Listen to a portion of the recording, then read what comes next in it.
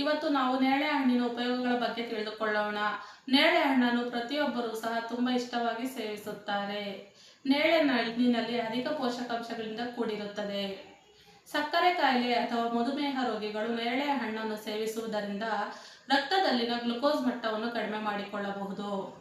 ನೇರಳೆ ಹಣ್ಣಿನ ಬೀಜವನ್ನು ಪುಡಿ ಮಾಡಿ ವಾರಕ್ಕೆ 1ರಿಂದ 2 ಬಾರಿ 1 ಸ್ಪೂನ್ ಅಥವಾ 2 ಸ್ಪೂನ್ ಅಷ್ಟು ನೀರಿನಲ್ಲಿ ಮಿಶ್ರಣ ಮಾಡಿ ಸೇವಿಸುವುದರಿಂದ ಇದು ರಕ್ತದಲ್ಲಿನ ಗ್ಲುಕೋಸ್ ಮಟ್ಟವನ್ನು ಕಡಿಮೆ ಮಾಡುತ್ತದೆ ಮತ್ತು ಇನ್ಸುಲಿನ್ ಉತ್ಪಾದನೆಗೆ ಸಹಾಯ ಮಾಡುತ್ತದೆ.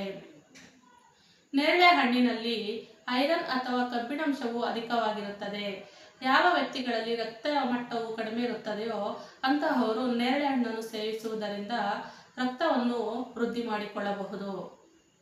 ನೇರಳೆ ಹಣ್ಣಿನಲ್ಲಿ ಫೈಬರ್ ಮತ್ತು ಪೋಷಕಾಂಶಗಳು ಇರುವುದರಿಂದ ಹೊಟ್ಟೆಯಲ್ಲಿ ಅಜೀರ್ಣ, ಅಸಿಡಿಟಿ, ಹೊಟ್ಟೆ ಉಬ್ಬರ ಮತ್ತು ಮಲಬದ್ಧತೆ ಇರುವಂತಹ ವ್ಯಕ್ತಿಗಳು ಇದನ್ನು ಸೇವಿಸುವುದರಿಂದ ಉಪಶಮನವನ್ನು ಪಡೆದುಕೊಳ್ಳಬಹುದು. ಈ ವಿಡಿಯೋ ಇಷ್ಟ ಆಗಿದ್ದಲ್ಲಿ ಲೈಕ್, ಶೇರ್ ಮತ್ತು ಸಬ್ಸ್ಕ್ರೈಬ್ ಮಾಡಿ.